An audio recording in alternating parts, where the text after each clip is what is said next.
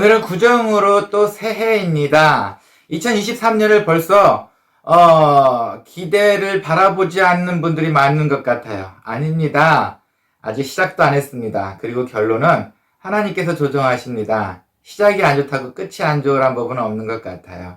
더 꾸준한 기도로 기쁨을, 승리를 만끽하시는 2023년 되시기를 소원합니다. 함께 기도하겠습니다. 하나님 감사합니다. 또 새날, 새 하루를 주셨습니다. 살아있는 것 또한 기쁨으로 여기는 그런 마음을 갖는 겸손한 우리가 될 수 있도록 함께 해주시고, 오늘 예배를 통해 또한 하나님을 만날 수 있는 기회를 허락해 주시옵소서. 감사합니다. 예수님의 이름으로 기원합니다.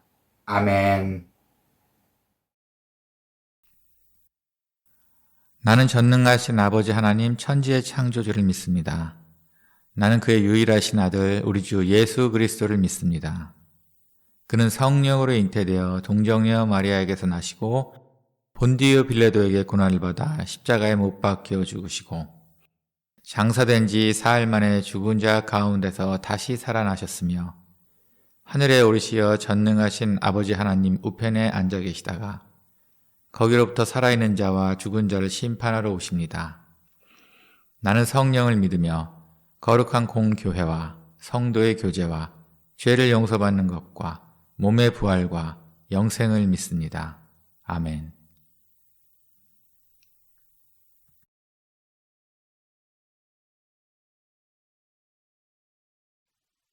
사랑하는 자들아, 너희를 연단하려고 오는 불시험을 이상한 일 당하는 것 같이 이상히 여기지 말고 오히려 너희가 그리스도의 고난에 참여하는 것으로 즐거워하라. 이는 그의 영광을 나타내실 때 너희로 즐거워하고 기뻐하게 하려 함이라.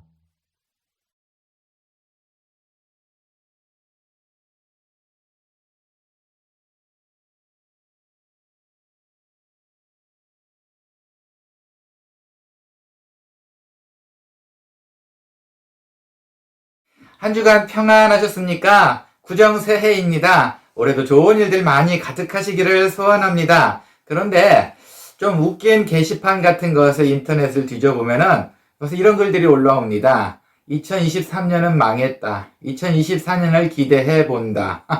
벌써 2024년을 결론을 내줬습니다. 망했다. 안 좋다. 그래서 2024년을 기대하겠다. 이런 글들이 웃긴 게시판에 많이 나와요. 시대가 어려워졌다는 것을 풍자하는 내용인 것 같습니다. 계속 시대는 지나가도 좋아지는 것보다 어려운 일들이 많이 보이니 아마 이런 웃긴 이야기를 아마 풍자적으로 올린 것 같습니다. 축복을 기대하지만 이미 당한 어려움 등으로 좌절된 마음을 볼 수 있다는 거죠. 특히 새롭게 시작한 신년, 시작이 딱 이렇게 시작했으면 여기서부터 뭔가 좀 좋은 일들이 일어나야 되고 좀 시작이 좀 뭔가 개운하게 짠 보이는 듯한 미래가 보이고 좀 이런 비전이 좀 보이는 듯한 그런 게 있어야 되는데 아마 그런 게 보이지 않으니 어쩌면 역설적으로 더 간절함을 기대하기 때문에 이런 웃긴 글들을 올리지 않았을까 싶습니다.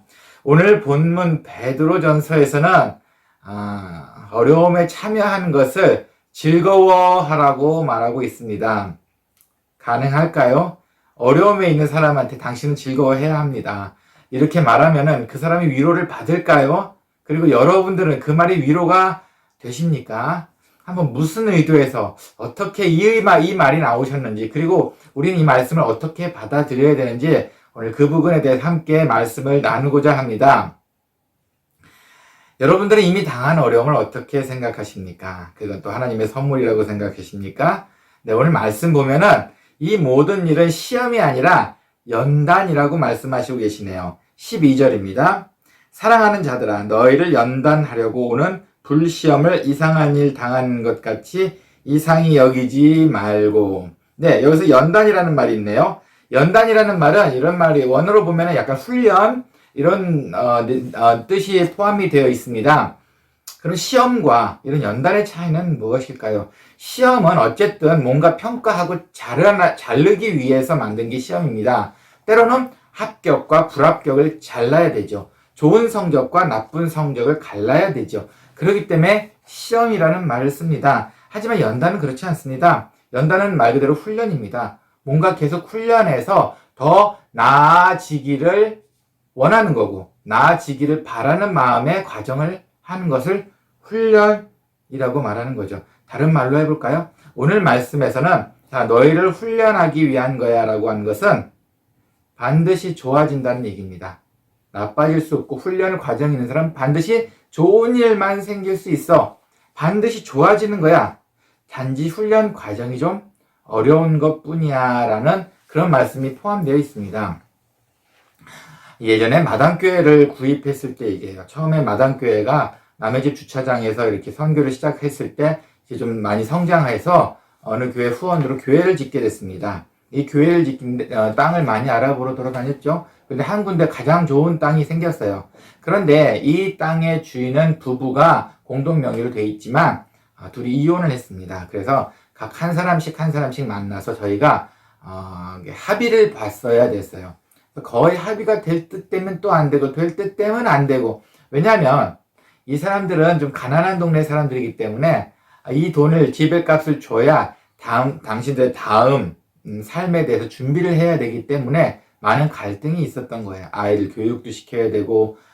그래서 저희 마당교회에서는 그 땅을 구입할 때 그거를 감안해서 사실은 2배 이상의 돈을 주었습니다. 그래, 이혼을 했으니까 너도 살고 너희 자녀들도 살아야 되니까, 그렇게 해서 사실은 또 선교하는 마음으로 그 땅을 억지로 깎지 않고 오히려 돈을 더 주고 삶을 이어갈 수 있도록 비용을 주었어요. 그 돈이 한 2천만 원 됐습니다. 그래서 1,000만 원씩. 뭐 상당히 큰 돈입니다. 그 조그만한 그 흑인 마을, 그 가난한 판잣집 있는 데서는 상당히 큰 돈이죠. 그럼에도 불구하고 했습니다. 그런데 얼마나 지났을까요? 한 6개월이 지났을까요? 그 여자는 이제 다른 곳으로 이사 갔으니까 소식은 못 들었지만 이 돈 1,000만 원을 받은 이 남자는 6개월 뒤에 다시 거지 신세가 됐습니다. 아무것도 하지 못하고 다시 오히려 집도 없어졌으니 남의 집 신세를 전전긍긍하고 갔습니다. 돈은 이미 다 탕진하고 만 이후였죠. 네, 이분은 태어나서 그 돈을 처음 만져본 거예요. 현금으로 그 돈을 처음 만져본 겁니다.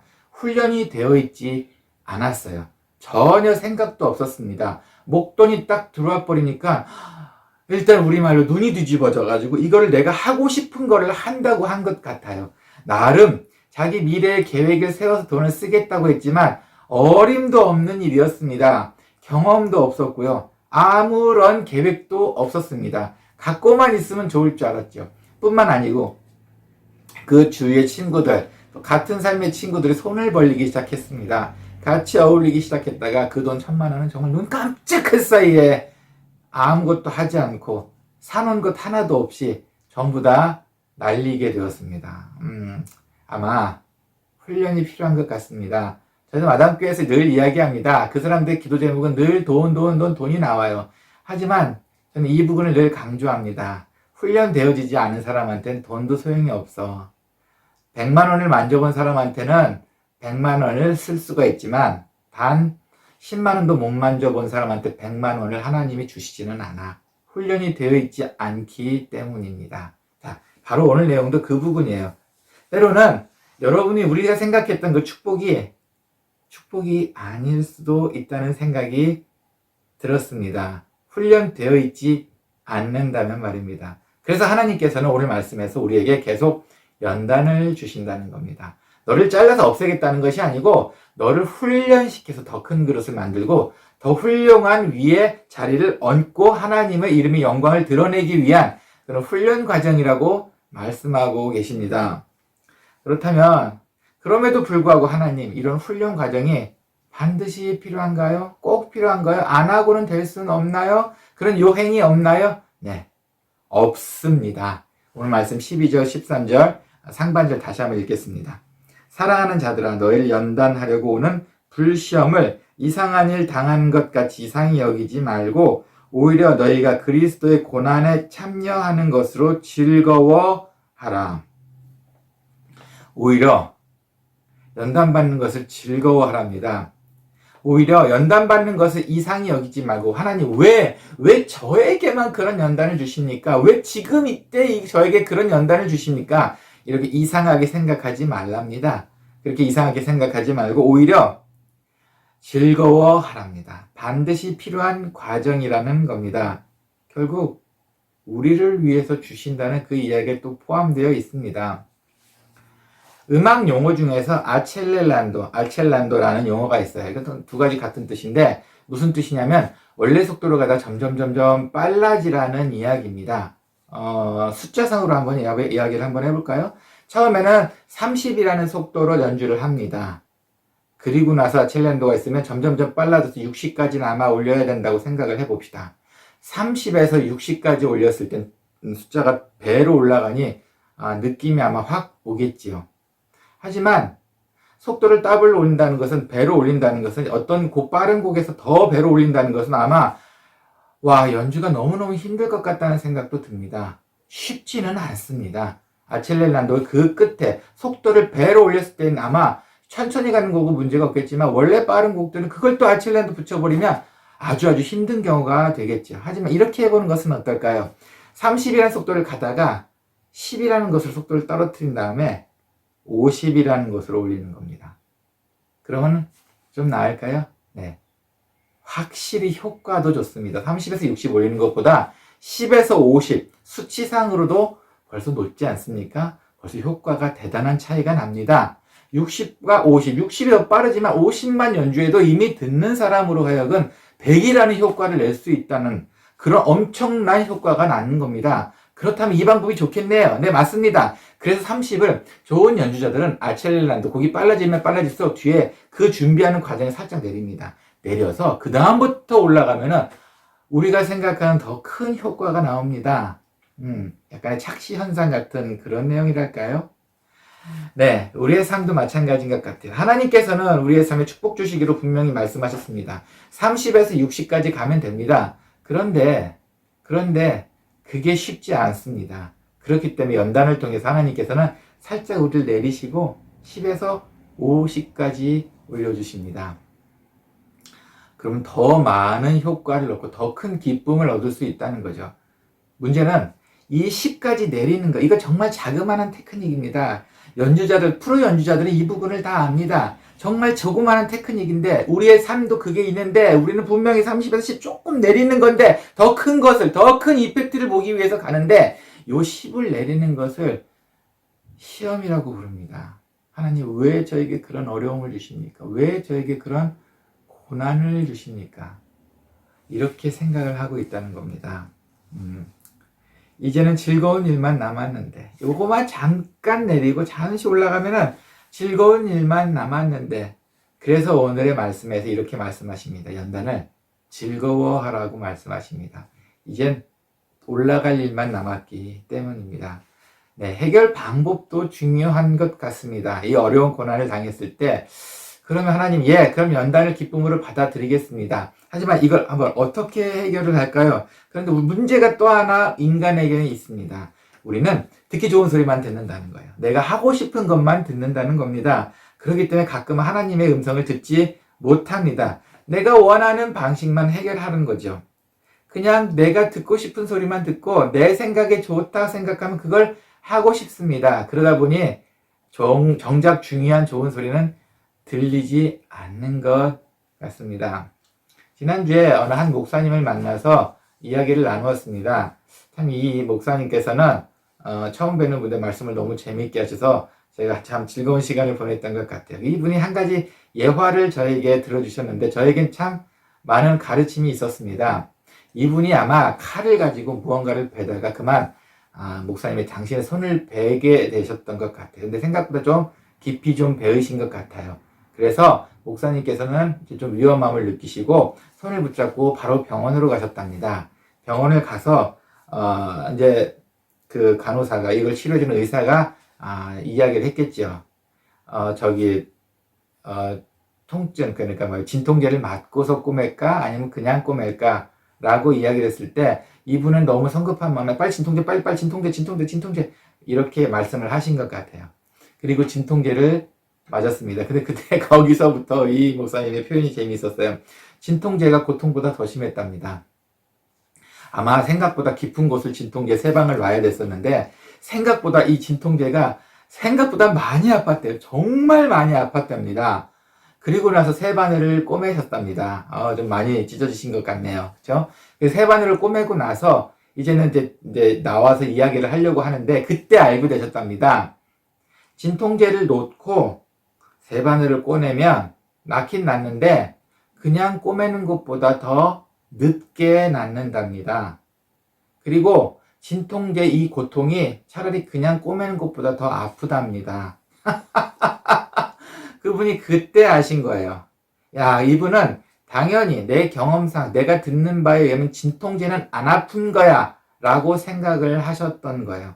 그래서 무조건 가서 진통제를 놔줘. 난 진통제를 놓고 그리고 꼬맬 거야 라고 생각을 하셨던 거예요. 하지만 의사와 간호사의 말을 듣지 않았습니다. 그냥 세방을 꼬맸으면은 빨리 낫고 진통도 금방 없어질 텐데. 참 정말 단순한 이야기였지만 저에게도 많은 교훈을 주었습니다. 그게 우리의 모습 아니었을까요? 라는 생각이 듭니다. 어려운 일 당하면 마음이 급해지기 때문에 내가 아는 방법, 내 방법, 내가 주위에서 했던 방법으로 그냥 무조건 하는 겁니다. 듣지 않고, 정작 하나님께 여쭙지 않고, 정작 하나님이 원하는 방법은 생각하지 않고, 내 생각에 그게 제일 안 아플 거야 라고 생각했기 때문에 그 방법을 선택을 한다는 겁니다. 하지만 그에 따른 고통은 심각했고, 더 아팠고, 낫는 시간도 더 오래 걸렸답니다. 그렇지 않았으면 좋겠어요. 하나님께서 원하시는 그 방법, 우리의 조급함을 조금 더 없앤다면, 아무리 심각한 상황이라 할지라도 그 조급함을 조금만 내려놓고 당황스러운 마음을 조금만 냉정하게 갖는다면 어쩌면 하나님께서 더 좋은 방법을 추천해 주시지 않으실까요? 네. 해결하는 방법입니다. 여러분의 고통에 해결하는 방법, 하나님께 아무래도 여쭤보셔야 될 것 같습니다. 그렇다면 오늘의 말씀에 그럼 쭉 내려오던 그 내용에 대한 결론은 어떻게 되나요? 네, 맞습니다. 고통 이상히 여기지 말고 즐거운 마음으로 해결을 하겠습니다. 그의 영광이 나타날 때 너희로 즐거워하고 기뻐하게 하시기로 말씀을 하셨습니다. 결국은 우리를 위한 거네요. 우리를 위한 고통이었네요. 오늘의 4장 19절 4장 오늘에 읽었던 그 내용 말씀의 가장 밑에 4장 전체의 결론입니다. 그러므로 하나님의 뜻대로 고난을 받는 자들은 또한 선을 행하는 가운데서 그 영혼을 미쁘신 창조주께 의탁할지어다. 결국은 이거예요. 기뻐하고 고난 가운데 있더라도 미쁘신 하나님께 모든 것을 맡기라. 이 말씀이 오늘의 결론입니다. 어려우며 제 개인적인 한 가지 예를 들어볼까요? 저희는 선교 단체가 저희 집으로 선교 여행들을 많이 오십니다. 지금 코로나 이후로는 오진 않고 계시지만 주로 7월과 12월에 오십니다. 7월에는 한국의 방학이니까 주로 그때들 많이 오세요. 직장을 다니신 분이라든가 뭐 그렇다 보니까 12월에 많이 오시고 7월에 많이 오시고 7월 여름방학 때 12월에는 잘 오시지 못합니다. 교회 연말 행사도 많고 하시다 보니까. 그런데 그럼에도 불구하고 12월에 오시는 분들이 있어요. 그러면 사실은 여기 남아공은 12월이 날씨가 정말 좋습니다. 관광하기엔 최고의 날씨가 12월이고 7월은 오히려 비가 많이 오는 우기의 추운 겨울입니다. 아주 싸늘해요. 생각하시는 것보다 남아공은 겨울에 많이 춥습니다. 그런데 별 수 없죠. 청년들이랑 시간을 힘들게 냈기 때문에 7월에 많이 옵니다. 8월 초까지 겹쳐서. 그럼 이분들이 오시게 되면 고생을 좀 많이 하십니다.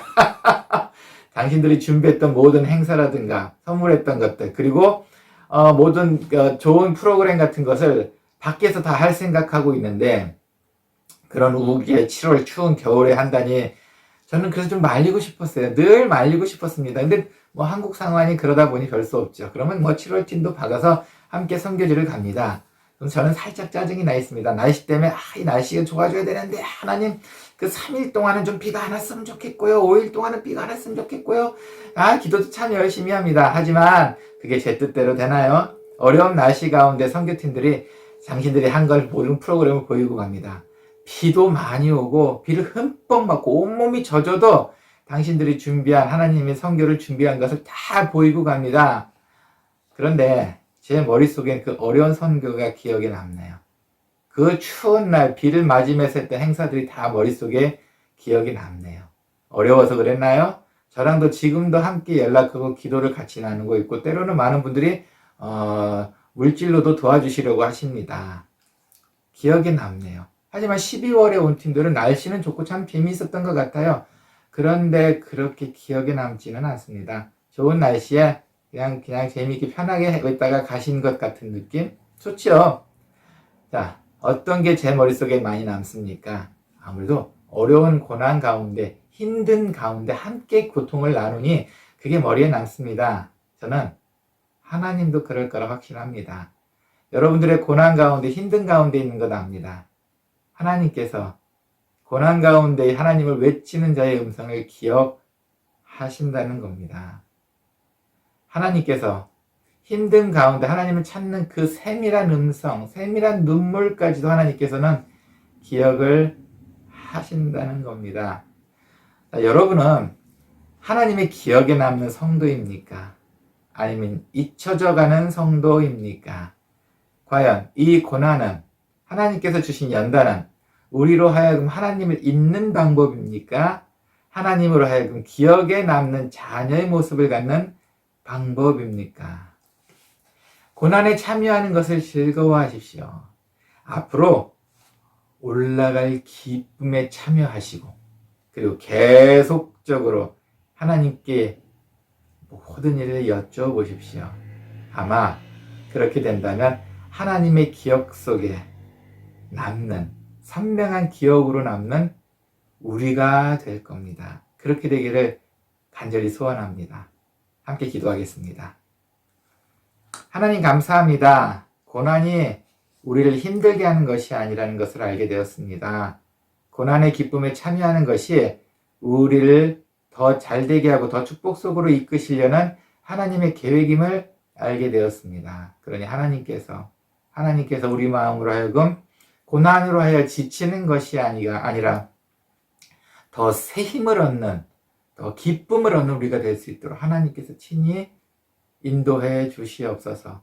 약한 인간의 감정에 휩쓸리지 않고 오히려 하나님의 기쁨을 바라보는 우리 모습이 되기를 소원하오니 하나님께서 그때그때마다 필요한 지혜를 또한 허락해 주시옵소서.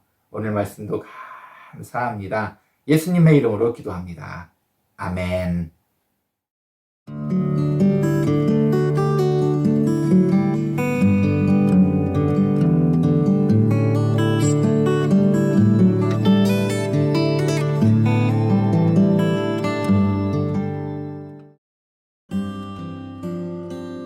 교회 소식입니다.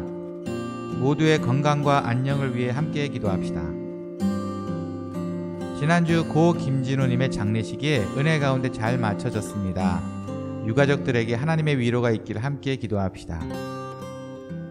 이동주 목사가 다음 주로 교회를 사임합니다. 다음 주는 이동주 목사의 고별 설교로 드립니다. 모든 구역 공부와 성경 공부는 2월부터 시작합니다. 다음 주 기도 김강수 집사, 다음 주 설교 이동주 목사. 이번 한 주도 고난에 참여하는 기쁨 가운데 늘 승리하시길 소원합니다. 드리신 봉헌을 위해 함께 기도하고 축도로 예배 마치겠습니다. 주님 감사합니다. 저희 삶이 아무리 고난 중에 있지만 주님께 감사하는 마음으로 봉헌합니다. 하나님 기뻐 받아주시옵소서. 그래서 고난에 참여하는 것이 아니라 기쁨에 참여하는 우리가 될 수 있도록 인도해 주시고 하나님께서 우리에게 약속하신 미래에 대한 축복 반드시 이루어 주시옵소서. 이제는 주 예수 그리스도의 은혜와 하나님의 사랑과 성령의 감화, 감동, 교통하심이 고난을 기쁨으로 맞아들이고 훈련이라 생각하며 더욱더욱 지혜롭게 전진해 나가기를 소원하는 사랑하는 모든 분들 머리 위에와 아무리 급한 어려운 일이 있더라도 당황하는 모습을 보이는 것이 아니라 그 순간조차도 하나님께 의뢰하고 맡기기를 소원하는 지혜로운 자 되기를 소원하는 모든 분들 머리 위에, 그리고 이 인터넷 방송을 통해 하나님을 조금이라도 더 알게 되기를 소원하는 모든 분들 머리 위에 이제로부터 영원히 함께 있을지어다. 아멘.